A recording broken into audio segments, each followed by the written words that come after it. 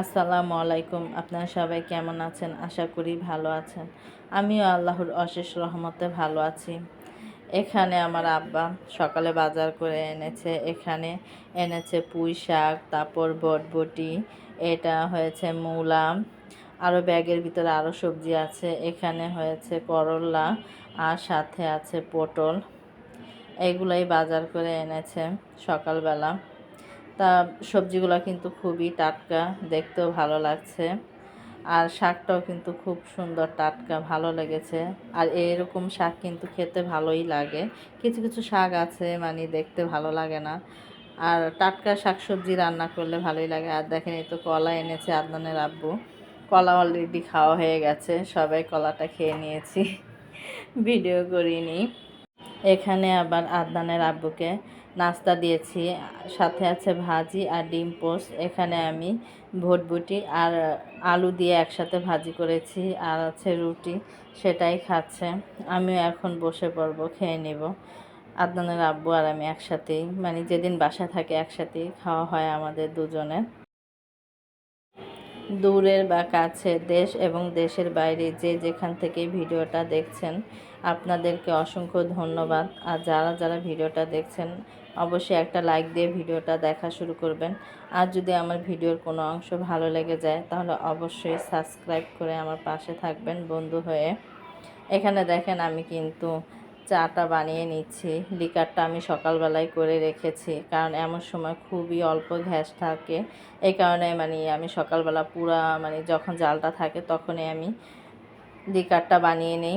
এখন কিন্তু আমি লিকার তো আমার গরম হয়ে গেছে। এখানে আমি দুধ, চিনি, কফি, অবশ্য আমরা চিনি কেউই খাই না, চিনিটা নেইনি, দুধ আর কফি নিয়েছি, সেখানেই মনে করেন লিকারটা ঢেলে দিয়েছি। তো চা বানানো হয়ে গেছে, এখন আদনানের আব্বুকে দিচ্ছি, সাথে আমারটাও বানিয়ে নিয়েছি। আদনানের আব্বু দেখেন নাস্তা খাওয়ার পরে মানে শুয়ে শুয়ে টিভি দেখছিল। আমাদের এই ঘরটার ভিতরে মনে করেন যে টিভি আছে, তো সবাই মানে এই রুমে বসে খাওয়া দাওয়া করে, কেউ ডাইনিং রুমে যেতে চায় না। তা খুব কষ্ট হয়, মাঝে মাঝে বলি যে ডাইনিং রুমে খাও। তা ডাইনিং টেবিল বানিয়েছে কেন, বিক্রি করে দেই। পরে বলতেছে যে না, খাই তো, একটা অতিথি মেহমান আসলে আবার আমরাও তো মাঝে মাঝে খাই। তাই এখানে আবার আমি রান্না করতে চলে আসছি। এই তো দেখেন, এটা চিংড়ি মাছ দিয়ে পুঁই শাক রান্না করেছি। আর এখানে আমি বোয়াল মাছ দিয়ে, আলু দিয়ে, বেগুন দিয়ে রান্না করেছি। সেটাই এখন মানে সকালবেলায় রান্না করেছি, এখন একটু গরম করে নিচ্ছি, কারণ আমাদের সকালেই রান্না করতে হয়, কারণ দুপুর দিকটা প্রচুর পরিমাণে মানে গ্যাস কমে যায়। এই কারণে আমরা একটু সকাল সকাল রান্না করে ফেলি। তারপর মনে করেন 2টা বাজে যখন ফুল গ্যাস এসে পড়ে, তখন আবার একটু গরম করে খাই। কি করব, এই সমস্যা থাকলে তো এরকমই করতে হবে বলেন। আর আল্লাহর পাকের কাছে শুকরিয়া যে আমাদের বাসায় তারপরে দুপুরের পরে গ্যাস চলে আসে। অনেকে জায়গাতেও গ্যাস আসেই না, অনেক কষ্ট করে রান্না করতে হয় তাদের, কারেন্টের চুলা, সিলিন্ডার, গ্যাস। অবশ্য আমরাও 4 বছর এরকম সমস্যার সম্মুখীন হয়েছি, কিন্তু এখন আল্লাহর রহমতে এরকম সমস্যা নেই, আগের চাইতে একটু ভালো আছি। আদনানের আব্বুকে খাবারটা দিয়ে দিয়েছি অলরেডি, আমরাও কিন্তু সবাই খাবার খেতে বসে পড়েছি। এখানে আম্মা আছে, আদনান আছে, সবাই মিলে খাচ্ছে। আর তরকারিটা মাশাল্লাহ ভালোই হয়েছে, তা খেলাম। খাওয়া দাওয়া শেষ করে আমরা একটু বাহিরে যাচ্ছি মানে একটু ডাক্তারের কাছে যাব, আদনানের আব্বু ডাক্তার দেখাবে, এই কারণে আমি যাচ্ছি। এবং ছেলের জুতাও কিনে দিব, তা দুটাই একসাথে 2 কাজ হয়ে যাবে, এই কারণে ছেলেকে নিয়ে যাচ্ছি। আমরা কিন্তু রুম থেকে বের হয়ে যাচ্ছি। এখানে দেখেন আদনানের আব্বুর কাছে কিউট একটা বাচ্চা, আমাদের নিচের ফ্ল্যাটের এক ভাবির বাচ্চা এটা। ওর আম্মার কুল থেকে আদনানের আব্বুকে দেখে ফাল দিয়ে এসে পড়েছে, তা আদনানের আব্বু একটু কুলে নিল। আমরা সবাই আদর করি, মাশাল্লাহ বলবেন সবাই বাচ্চাটাকে, খুবই কিউট। এই তো আদনানের আব্বু কতক্ষণ নিল, তারপরে এই তো আমরা আবার রওনা হয়ে গেলাম।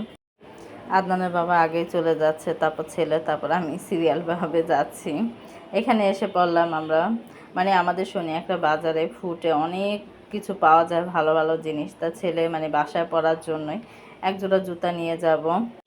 বৃষ্টি বাদলের দিনে কোচিংয়ে যখন যায়, যেমন শনিবার দিন স্কুল হয় না, কোচিং হয়, সেদিন মনে করেন যে বৃষ্টি হলে মানে কাদা কাদা অবস্থা হয়ে যায় রাস্তায়। এই কারণে একটা প্লাস্টিকের জুতা কিনে দিচ্ছি।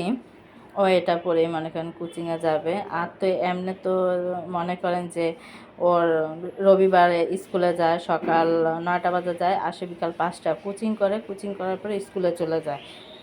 তখন জুতা কিন্তু লাগে না, কিন্তু লাগে শনিবার দিন স্কুল থাকে না, তখন কিন্তু কোচিংয়ে যেতে হয়। আর বৃষ্টির দিন কাদা হয়ে যায়, এ কারণেই প্লাস্টিকের জুতাটা কিনে দিচ্ছি। আর এখানে দেখেন, এই তো আমাদের শনি একটা হাজি কমিটি সেন্টারের সামনেই আমরা সবাই দাঁড়িয়ে আছি। এখানে ইসলামী একটা হাসপাতাল হয়েছে, ওখানে আদনানের আব্বু ডাক্তার দেখাবে। এই তো আমরা এসে পড়েছি হাসপাতালে, এখানেই দেখাবে ডাক্তার। তো আমাদের ডাক্তার দেখানো হয়ে গেছে, এখন কিন্তু আমরা বেরিয়ে পড়ছি। মানে আমরা কিন্তু RS মার্কেটের ভিতর দিয়ে এসেছি, এখান দিয়ে আমরা কিন্তু বাহিরে বের হলাম। আর এখানে দেখেন, এই তো ফুডে অনেক কিছু শাক সবজি বিক্রি করতেছে। তারপরে অপর সাইডে ফাস্টফুডের দোকানও আছে, যে যেটা নেয়। তো ভালোই লাগলো সব কিছু। তো হাঁটা হলো, ঘোরা হলো, বিকেলবেলা একটা সময় পার করলাম। আর এখানে দেখেন সিরামিক্সের এত সুন্দর সুন্দর জিনিস, কিন্তু আরও অনেক সুন্দর জিনিস এখানে বিক্রি করে। কিন্তু আমরা এসেছি মনে করেন নতুন মাল উঠাবে এখানে, আবার মানে যেগুলো দেখেছি তার থেকেও আরও সুন্দর সুন্দর জিনিস থাকে। তা আমি আবার বললাম যে আপনি না আরও মানে অনেক আরও সুন্দর সুন্দর মাল আনেন। পরে বললো যে হ্যাঁ আপা, এগুলো তো বাছা, আমি 2 দিন পরে আবার যাব, তখন নিয়ে আসবো। পরে আমি বললাম ও আচ্ছা। পরে আর কিছু কিনিনি, চলে আসলাম ওখান থেকে। এখানে আবার বেলপুরি দেখে আর লোভ আর সামলাতে পারছি না, বেলপুরি কিনে তারপর বাসায় নিয়ে আসলাম। এই তো দেখেন আদনানকে নাস্তা খেতে দিলাম, যে নাও, সন্ধ্যার একটা নাস্তা হয়ে গেল। আর এই বেলপুরিটা কিন্তু খুবই মজা। আমরা কিন্তু যে জায়গা থেকে বেলপুরিটা আনলাম, যে লোকের থেকে, এই লোকের বেলপুরিটা কিন্তু খুব মজা হয়, সবাই খাই, ভালো লাগে। তা আমিও এখন খাবো। তা সবাই ভালো থাকবেন, সুস্থ থাকবেন, আমাদের জন্য দোয়া করবেন, আমরাও আপনাদের জন্য দোয়া করি। আল্লাহ হাফেজ।